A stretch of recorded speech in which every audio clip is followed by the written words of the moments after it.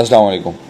بیګا د شپې ډیره دردناکه او افسوسناکه زلزله شوې ده او د زلزلې چونکې هغه محور چې کوم دی هغه افغانستان کونړ نو د هغه سره سره نږدې باجوړ دی. باجوړ کې هم ډېر شاکس او افټر شاکس راغلي وو، بونیر، دیر، سوات او د دې نه علاوه په ټول افغانستان کې ډېره شدید زلزله شوې چونکې کونړ یې مین محور و. په دغه وجه باندې په کونړ کې ډېر زیات نقصانونه شوي دي او د اوسه پورې د اطلاعات مطابق د 800 نه زیات خلک په دې کې شهیدان شوي دي او په هزاراو باندې زخمیان دي.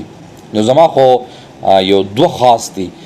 اولنی دا چې هلته کې څومره اکټیویسټ دي، فاونډیشنز دي، هغه دې ځان زر تر زره اکټیو کړي او دغه کوم ځای کې چې نقصانونه شوي دي دغلته دې ځان ورسوي. دویم زما د خپل حکومت نه دا درخواست دی چې دا کوم بارډر چې دی دا دې په ایمرجنسي بنیاد باندې کولاو شي چې د اغزي مریضان باجوړ ته، مومندو ته، دیر سوات ته راوړلی شي او د هغه پراپر علاج وشي.